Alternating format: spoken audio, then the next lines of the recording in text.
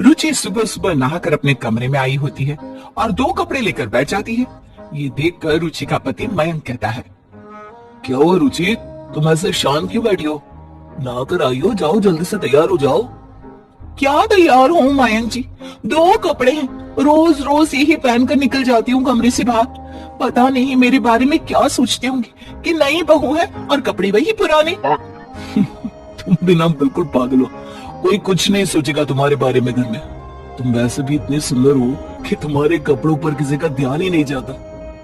आप मेरे पति हो, लेकिन बाकी सब तो नहीं है ना।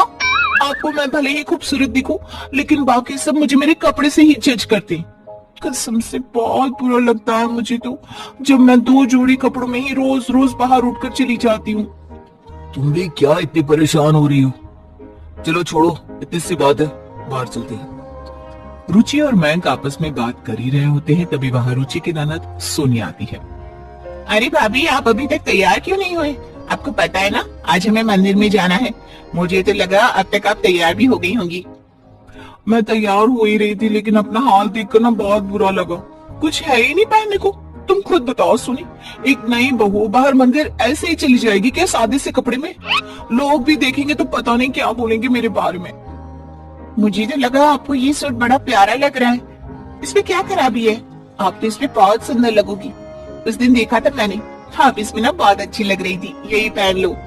देखा रुचि, मैं पहले ही कह रहा था कोई तुम्हें जज नहीं करने वाला। तुम हर कपड़ों में अच्छी लगती हो, लेकिन तुम मेरी बात मान ही नहीं रही थी। अब तो मान गई ना, सोनी भी यही कह रही है।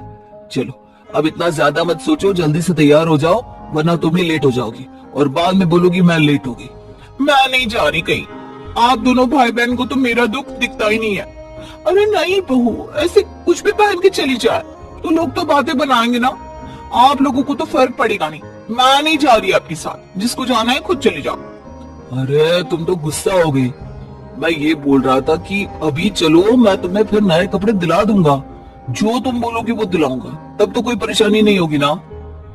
भैया कपड़े तो दिला ही रहे, और रही बात अभी क्या पहनने की, तो मेरे पास ना एक नया सूट पड़ा है, मैंने कभी नहीं पहना।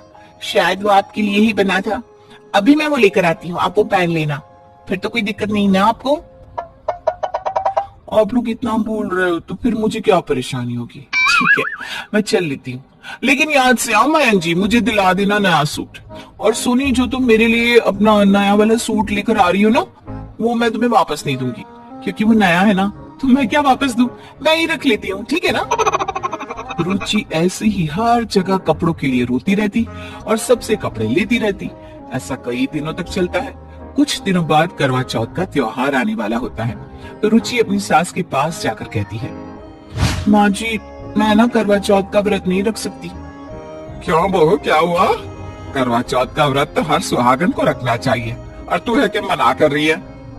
माँ जी आप ही बताओ, करवा चौथ का व्रत लाल नई साड़ी पहनकर रखा जाता है, और वो भी दिन में अलग पहनी जाती है, रात के समय अलग। लेकिन मेरे पास तो कुछ है ही नहीं, और ना ही इन्होंने मुझे पैसे दिए कुछ नया लाने के लिए।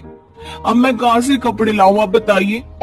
अरे बहू, बस इतनी सी बात के लिए करवा चौथ का व्रत रखने से मना कर देगी? तुझे पता है ना, पति की लंबी उम्र के लिए रखा जाता है ये व्रत, और तू बस एक साड़ी के लिए अपने पति की उम्र के साथ खेल रही है। ये तुझे गलत नहीं लग रहा क्या?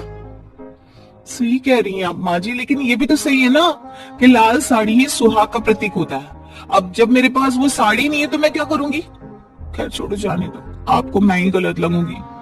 अरे ठीक है, अब कपड़ों का रोना मत रो।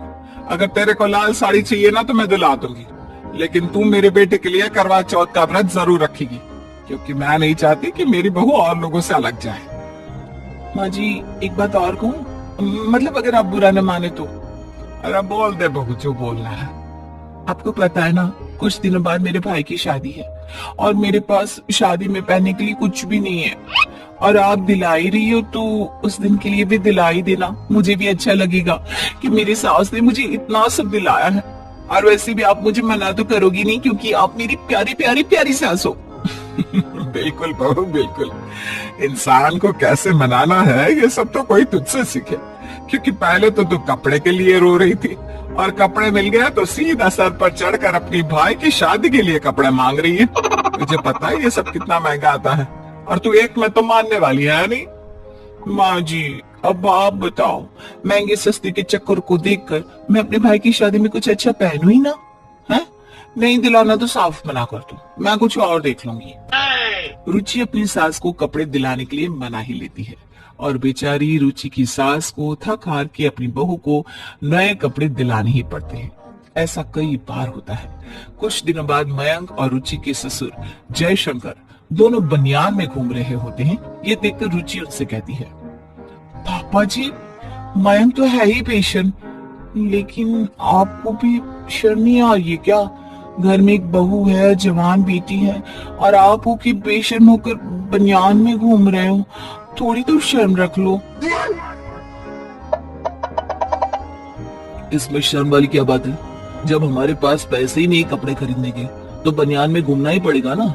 और मुझे तो ऐसा भी लग रहा है कि आज बनियान में घूम रहे हैं, कल को नंगे घूमते नजर आएंगे हम दोनों। आप दोनों बैंक में अच्छी नौकरी करते हो और इतने पैसे कमा लेते हो कि कोई मांगने आ जाए तो देते थक जाओ, तो पैसे कम ना हो। और आप दोनों ये कह रहे हो कि पैसे नहीं है? अरे पागल किसे बना रहे हो? मैं भी इसी घर में रहती हूँ, सब देखती हूँ। बहू, मयंक बेटा गलत कहाँ बोल रहा है? अब तुम खुद बताओ, सारे पैसे तो तुम्हारे नए नए कपड़े खरीदने में चले जाते, फिर भी तुम्हारा रोना बंद नहीं होता। और हम यहाँ 2 शर्ट में पूरा महीना गुजार ले, फिर भी कभी शिकायत नहीं करते। और अब तो वो खरीदने तक के पैसा नहीं है। कोई बात नहीं रुचि, तुम इतना परेशान मत हो। हमारा क्या है, हम तो अपना काम बनियान में भी चला लेंगे, लेकिन हम तुम्हें ना रोज नए कपड़े दिलाएंगे।